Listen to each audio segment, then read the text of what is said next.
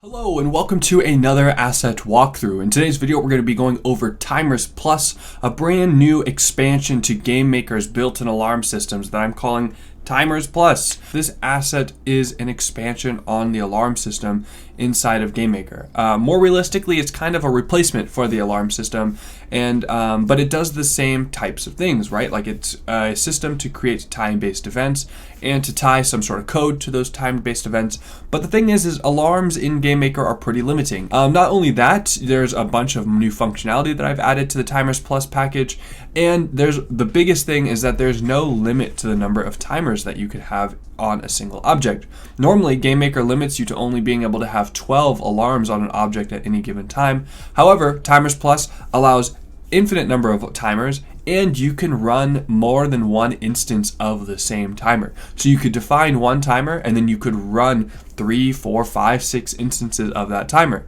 And then on top of that, like I said, there's a ton of brand new functionality that's been added as well. So I mean, if you just take a look at the itch page here, you can see all of the different functionality that we've implemented, such as multiple instances of a timer, as I mentioned, defining how the timer, what happens when the timer ends, starting timers, stopping them, pausing them, resuming them, restarting them, resetting, looping the timers, destroying, reversing the direction of the timers while it's running, timers that count upwards or downwards, timers that execute X number of times before destroying itself. So let's say you have a timer, you want it to run 3 times and then destroy itself. We can do that. You can define the script execution on upwards, downwards, or both direction on the timer completion. So let's say you have a timer, you say, I want it to count down, and then once it's done, it's going to loop back and it's going to count up, and then it's going to count down. And then you can also define, okay, well, when that timer completes, counting downwards or counting upwards, should the script execute?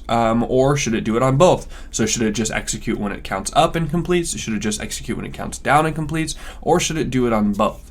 And finally, you can execute the timer completion script every X iterations using the modulo property. So let's say you have a timer and you have a script attached to it, and you say, I want this script to only run every other time that this timer completes. So you say, okay, I have a timer that runs 60 steps, and it goes 60 down to 0, but it only runs every other. So it doesn't run that time, and it restarts, and it goes to 60 down to 0, and now it's every other time. So that script executes, and then it does it again. And so based off of all of these different functionality and all these crazy things, you can really define fully customized and pretty advanced timers that you can use in your game. And not only can you use these timers to do things such as time-based events, but you can also see in this example here that I use a timer and bind it to this character's animation and use that functionality to control this kind of weird, bizarre animation.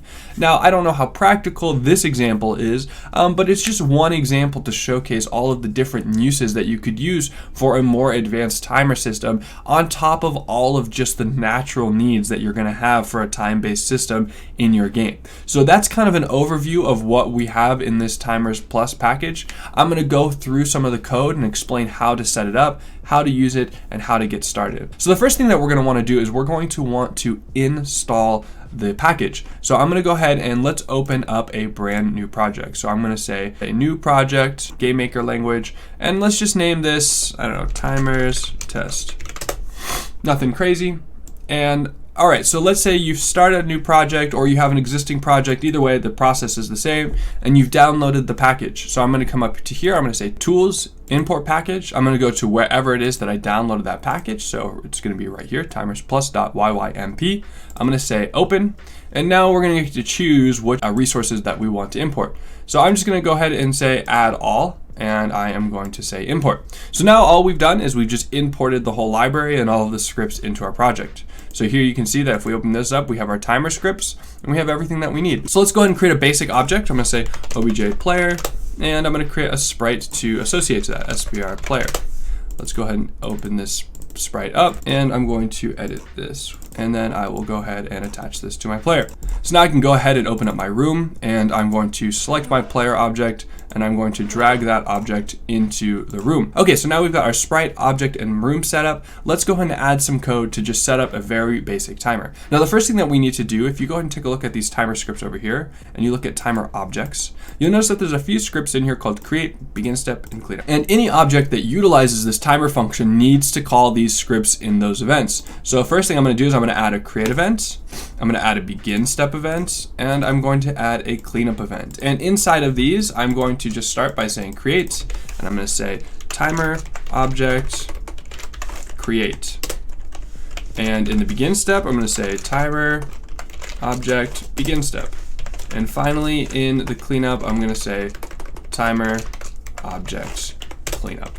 All right, so this is necessary for any object that uses this timer system. So let's go ahead and create our first timer. So I'm going to create a very basic timer. I'm going to say timer create.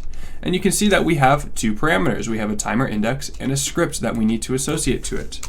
So I'm going to say timer create. I'm going to give this the index of 0 because this is our first alarm. And the script, I'm going to just say undefined for now. All right, so now we've created a timer. Let's go ahead and start that timer. So I'm going to say timer start. Now we have two ways that we can set the time of a timer. We can do timer start or we can do timer set. The idea is that timer set is supposed to be used to update a currently running or previously existing timer, and you are just trying to set the time to a new time. Timer start is designed to use in the create event or wherever it is that you want to start a timer. Especially if you want to start multiple instances of a timer, then you need to use this timer start. But a good rule of thumb is just to think of using timer start in the create event and then using timer set anywhere else that you need to set a timer. And I think that's just kind of the easiest way to separate it up. Now you can look at the scripts themselves, read through the documentation, and see if once you understand how they work, then you could probably find other use cases for them. But for now, just getting started, I think this is the easiest way to take this approach. So now I'm going to say timer start. I would need to pass in a timer index and the duration. So let's go ahead and say timer index of 0 because that's just the timer we created. And let's go ahead and set this to 120 steps. So we've just created and started our timer. That's pretty much it. So now if I go ahead and add an event, I'm going to add a draw event, and I'm just going to say draw self. So we draw our sprites, and I'm going to draw some text. I'm going to say if timer running, it needs an owner parameter and a timer index, but the owner is optional because it's going to default to itself. So I could say ID and timer index 0, or since I'm just calling ID, I could just pass in a timer index of 0. So I'm going to say if timer is running at index of 0, draw text x, y, timer get time. And again, I can pass in either the owner or not, and I can say the timer index. So I could say ID, 0, or I could just say 0. All right, so now I'm going to say if the timer is running, let's go ahead and draw that text onto our player. So let's go ahead and run the project. All right, so you can see that we have a timer that just simply counts down from 120 frames. Now, there's not anything that happens once this timer counts down. So if you just wanted a timer that you just use to bind that timer value to some other code that's running in the background, this is all that you would need to do. There's a lot of times in my projects that my timers or my alarms in GameMaker don't have any code in the actual alarm event because we just used that time-based event just to track some sort of other code that's happening in the background. So if that's the same thing that you wanted to do here, this is all that you would need to do to implement it. But let's say that you, like most people, want to normally, when you would add an alarm, you would add a bunch of code in here and you would say, hey, I want to show, let's say show message, alarm 0 complete. And normally this is pretty standard, right? You would create an alarm event and you would put a bunch of code here and you would just come and put all your code, and this is all the code that would execute. Well, right now, since we aren't using these alarm events, we can't do it the same way. And we are using the timer event, so we want to, how do we add code to our timers so that it executes upon completion? Well, I'm gonna go ahead and create a new group inside of our script. So I'm gonna say add group, and I'm gonna say timer per object, timer scripts. And I'm gonna go ahead and create a new script. I'm gonna say player timer 0. And now what I'm going to do is I'm going to open up this script and I'm just going to put in a very basic piece of code. I'm going to say show message timer 0 complete. Okay, and now what I need to do is in the create event where we create the timer, instead of saying undefined here for the script, I can say player timer 0. And in this situation, I'm going to just pass in the index of the script. So I don't want these braces or these parentheses here at the end. I just want to pass in the script index. So now if I run this again, once the script finishes, we're going to see a message that says timer 0 complete. Now this you could substitute out for any sort of code that you wanted to. You could put very advanced code, you could put very simple code like this as I'm using this example. Again, this is just to demonstrate how you bind a script to timer completion in this asset. So that's it for basic timers. That's it. If you just wanted a very basic functional timer that just did the bare bones, that's all you'd have to do is just do these basic things. And if you come into timer scripts, you can take a look at timer functions and you can see all of the different functionality that we can use, such as the one that we used earlier, is timer running and timer get time, timer start, timer set, pause, restart, rewind, destroy, stop. And then you can also see that we have timers, getters, and setters down here as well. We can get and set the properties of these timers.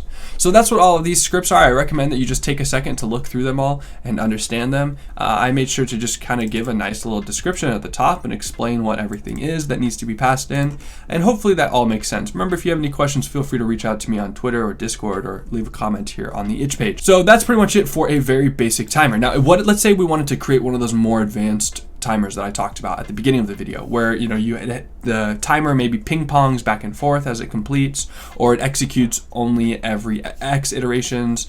So how would we do that? Well, we have a timer here that we created, but this is a basic timer. So let's say we wanted to create a more advanced timer. So I'm going to say timer create ext, and you'll notice that this takes in a ton of more parameters, so that we can define some more functionality. So I'm going to go ahead and actually delete this code here. I'm going to create a new timer, and I'm going to say timer, the owner is ID, the timer index is 0, the timer speed. So now this is the speed at which the timer counts. Now normally in GameMaker, alarms could only iterate in increments of 1 per frame. But with timers, we can define that if we want to change it. Let's say every frame we only want the timer to adjust by 0.5 steps or 0.5 value per step. Then we could do that. Or say we want every step the timer to update by 2 instead of 1. We can do that. Let's say we want to increment by values of 2 in this one. So I'm going to say 2.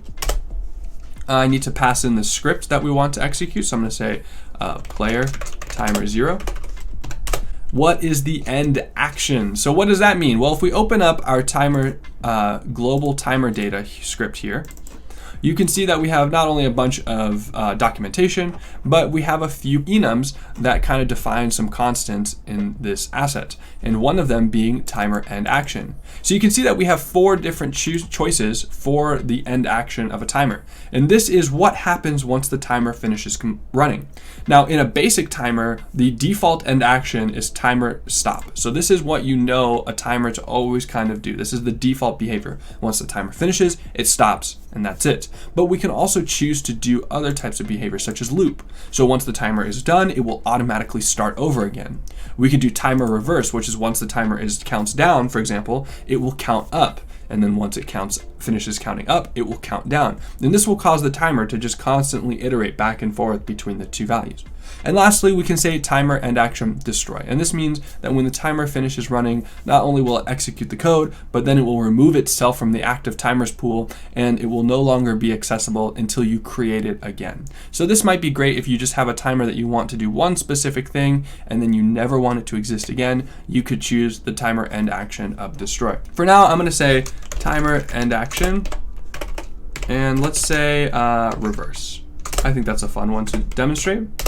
Now our next parameter is modulo. Now what does modulo mean? Well, modulo is, if you know the modulo operator, then you know that it basically takes the remainder, and this can be a great way for doing really kind of weird operations that only happen so often or only happen in like a controlled range. And so in this example, I use modulo to represent how often does the script run. So if you pass in a modulo of 2, then that means the script will only execute every other time that the timer completes. If you pass in a modulo of 3, then that means every third time that the timer completes, it will execute the script. So this allows you to control how often the script executes. So say you want a timer that constantly runs in the background, but you don't want the script to execute every single time that the timer completes. Well, then you could put in a modulo operator here, or a modulo parameter here, and then you could define, hey, I know this timer is running constantly in the background, but I only want it to execute every 5 times or every 10 times or whatever that may be.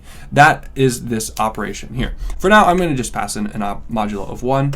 Now let's say 2 instances. Now this means how many instances of the alarm can be running at the same time. Now default, this is only 1. You can only run 1 instance of every alarm at the same time. But if you want to run more than 1 instance of an alarm at the same time, then you can pass in this parameter here.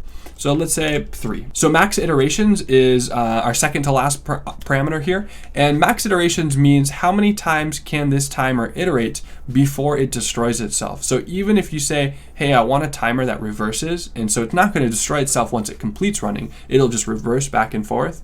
But you say, hey, I only want this timer to run 10 times before it destroys itself. So it's going to loop back and forth, and it's going to execute every other time. But once it executes 10 times, then the timer will destroy itself. And this is a great way to build in kind of like a finite condition that will remove the timer from the active timer pools rather than having to manually destroy it yourself. So if you want to, you could say max iterations of 10, and then it will run 10 times and destroy itself. I'm going to say -1 just because I don't want this to destroy itself. I want it to run indefinitely, and I will manually remove it later. All right, and lastly, the final parameter in our timer create ext function is execution direction. Now what this means is which direction does the timer need to complete in order for the script to execute. So let's say you set execution direction to down. That means the script will only execute when the timer has finished counting down. So if your timer is counting up, but you say execution direction is down and the timer never comes back down, then the script will never execute.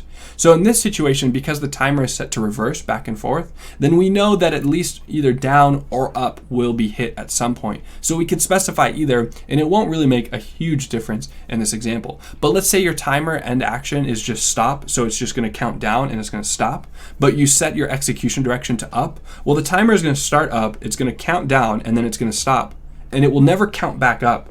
So that execution direction being set to up means that the script will never execute. So this is just a way for us to define, hey, do we want the script to execute when it counts down? Do we want it to execute when it counts up? Or do we want it to execute on both ends of the direction? So I could say either dir.down, up, or both. And I'm gonna say both. So that means it doesn't matter. Actually, for now, let's just say down. So that means when the timer finishes counting down, then the script will execute. So now let's go ahead and say timer starts. So we could do the same thing we did before where we say timer start, we pass in an index and we pass in a duration.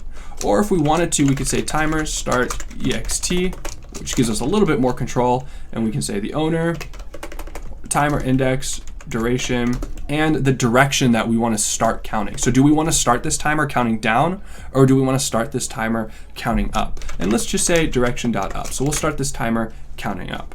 So now if I run this script, we should have a timer that is set to 120 steps. It counts in increments of 2. It reverses upon completion. It only executes every other time. We can have up to 3 instances of this timer, which we will only have 1 for now. It has no number of max iterations, and it only executes when the timer goes down. Right, so we should see this really kind of bizarre behavior. So if we run the project, we can take a look. So it counts up, down, that's our modulo, skips the first one. Now it's our second time completing, the timer completes. It continues again, skips that one because our modulo is 2, it completes. And this will go on indefinitely because we haven't set a number of max iterations.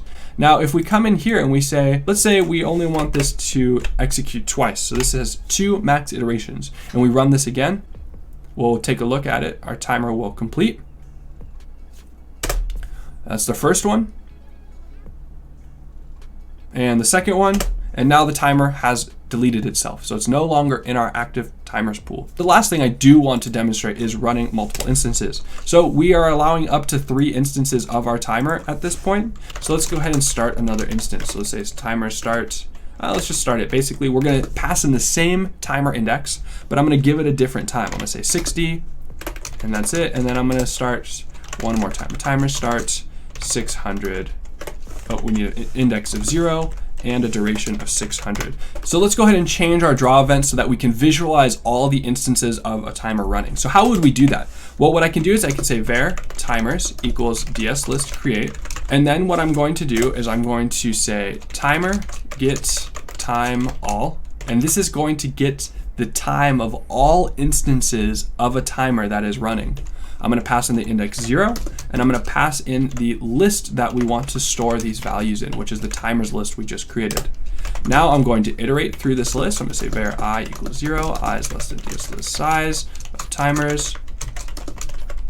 And I'm going to say draw text of x, y plus 20 times I of, and then I'm going to say timer plus string of I, and then lastly, let's say string of timers get the value at index I, and let's close that off. Okay, so basically what I did is I just created a list called timers. I stored all of the values into that list, and I'm iterating through and just printing out the values in that list. Lastly, I'm just going to delete this list, timer ds list destroy timers, because we don't want to create a ton of lists. We're going to make sure we destroy the list once we're done. So we're going to get all our values in the list, we're going to print them all out, and then we're going to destroy that list. So let's go ahead and run this again. And here you can see all of our different instances of our timers running. Now we're going to have a bunch of them executing all the time because there are 3 instances of the same timer running simultaneously. And you'll notice that the 600 one is still running because all the other ones finished running already, and they had 2 max iterations before they destroyed themselves. And this one probably has 1 more time to run before it destroys itself. So, okay, hopefully that gives a good explanation of everything. One thing I will note is all of these scripts that say something something all means that they get all or do some sort of operation on all instances of a timer that's running. So that all keyword is referencing multiple instances of a singular timer that is running. And you'll see that in several different scripts. I do explain that in the descriptions of the scripts. So hopefully that makes sense. Please guys, let me know if you have any questions, leave them in the comments below. Let me know if you enjoyed this video. Hopefully you guys find a use for this project. I think that this timers asset is going to be very valuable because there is just a lot of built-in limitations using alarms. And also it's really frustrating having to define a bunch of different variables and track those variables and manage them and make sure that it looks nice and it's organized and that things don't get messy and clunky and conflict with each other. And so you still preserve that kind of encapsulation of timers or of alarms in this timer asset, but you also get the flexibility of all this added new functionality. So thank you guys so much. Hopefully you enjoyed. Let me know if you have any questions, and I will see you in the next video.